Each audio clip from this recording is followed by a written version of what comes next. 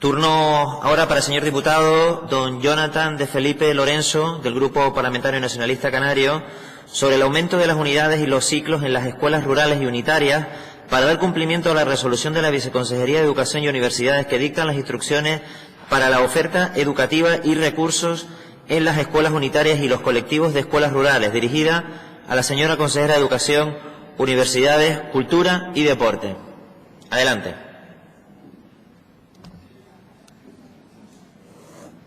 Gracias, presidente. Buenos días, señora consejera. Buenos días, señorías. Doy la pregunta por reproducida. Gracias, señor diputado. Señora consejera. Si de algo me tengo que sentir orgullosa cuando fui viceconsejera de haber firmado ese compromiso con las escuelas rurales. Sepa que somos unos defensores de las mismas por su manera de trabajar, porque me parecen un colectivo muy especial, una gente entregada a la educación y desde luego siempre ha tenido el respaldo de esta consejería. Para el curso 2021, a la espera de que se cierre el proceso de matrícula, en septiembre, que será la fecha final, se ha ampliado la oferta educativa en cuarto y quinto curso de educación primaria en las siguientes escuelas unitarias. En la isla de Tenerife, en el municipio de Icó, en el SEI Las Manchas, y en el SEI Llanito Perera, y en el municipio de Los Silos, el SEI Erjo. En la isla de Lanzarote, en el SEI El Cuchillo de Tinajo. Y por su parte, el aumento de unidades para superar la correspondiente ratio se ha autorizado en los siguientes centros. 2 en la isla de La Palma, correspondientes respectivamente al SEI El Botazo y al SEI Las Ledas, ambos en La Palma, como digo. 2 en la isla de Tenerife, correspondientes a Ercos y al SEI de Las Manchas, y 1 en la isla de Fuerteventura, en el SEI Cormicindo Martel. Y por último, en el SEI Froilán Herán de González, al aumentarle un grupo, deja de pertenecer cuando se pasan de grupo, dejan de ser escuelas rurales y pasan a ser un centro incompleto, que es lo que ha pasado con el SEI Froilán Hernández. Gracias, señora consejera. Señor diputado.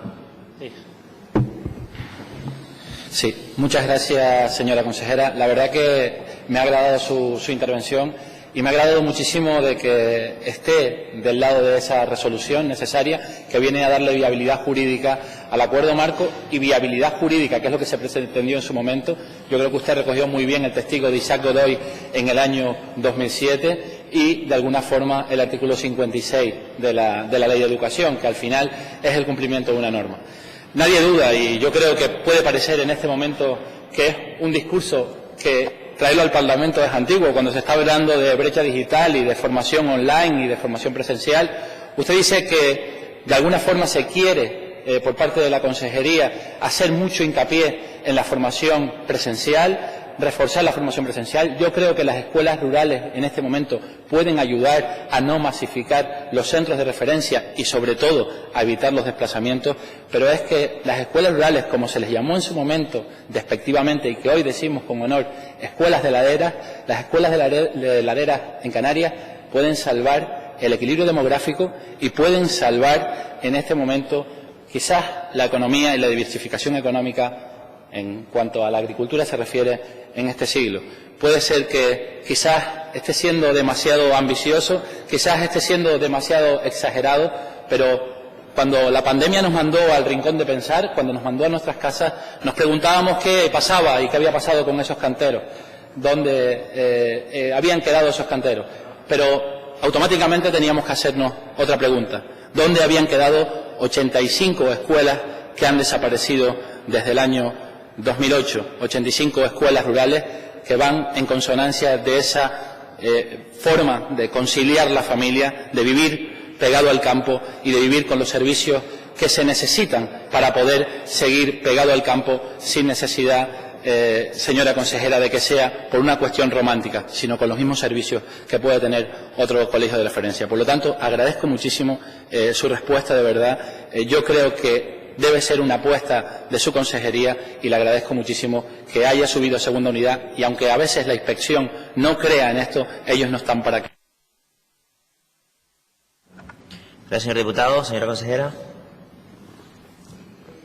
Las unitarias, aparte de tener una manera especial de dar las clases, evidentemente, hay otra cosa que trasciende de la educación y es un pueblo que se le cierra una escuela unitaria, pierde mucho de vida, ¿no? A mí me pedía una vecina de un pueblito pequeño donde había una escuela unitaria y se había comentado que iban a cerrarla y me pidió por favor que qué hacía ella si no oía a los niños pasar por delante de su casa porque era quien le decía la hora que era, a la hora de edad. Entonces quiero decir que para muchas, no solamente lo que tiene que ver con la metodología que allí se usa, sino también la vida que dan a los pueblos una escuela rural. Tenga la completa seguridad que siempre que cumplan con lo que tienen que cumplir, evidentemente cuando hay 2 niños no se puede mantener una escuela rural, usted sabe que el número ahora mismo está en 7, 6, y nosotros vamos a cumplir evidentemente. En ese lado, en eso estamos del mismo lado.